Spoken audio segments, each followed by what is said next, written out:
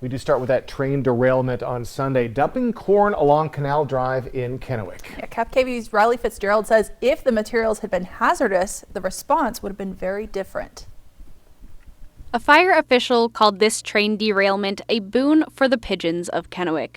Right now, there's no estimate to exactly how much corn rests in the dirt around 2 railways near Canal Drive, but it is a lot. Kennewick responders say they're lucky it's just corn. Thankfully, in this case, there was no hazardous materials. It's corn. Worst case scenario, some animals started eating some corn or something. Sergeant Littrell with the Kennewick Police Department says if it were to be something hazardous, there would be a lot more to do. We can start establishing cordons, start evacuating areas depending on what the substance or what the train was carrying. We usually take the lead as far as incident command on something like that because that's kind of our forte, doing a hazardous materials type response. The derailment occurred on a transfer track between 2 rails. They say the train traffic on the main line is not impacted, but the cause is still under investigation on what it took to cause these train cars to derail. BNSF says no injuries are associated with this incident, but it's important to be mindful of trains, whether you're passing by,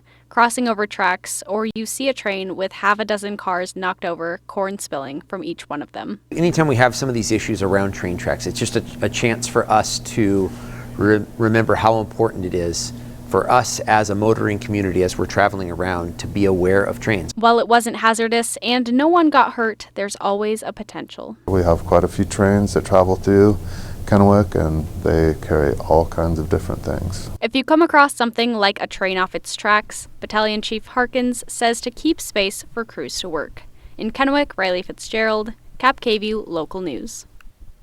That's not the first time a BNSF train got into trouble. Last Thursday morning on Edison Street and Meadowline Avenue in Kennewick, a train halted traffic for several hours as it was stopped on the tracks. BNSF responded to this incident saying it was stopped due to weather and flooding on the tracks ahead.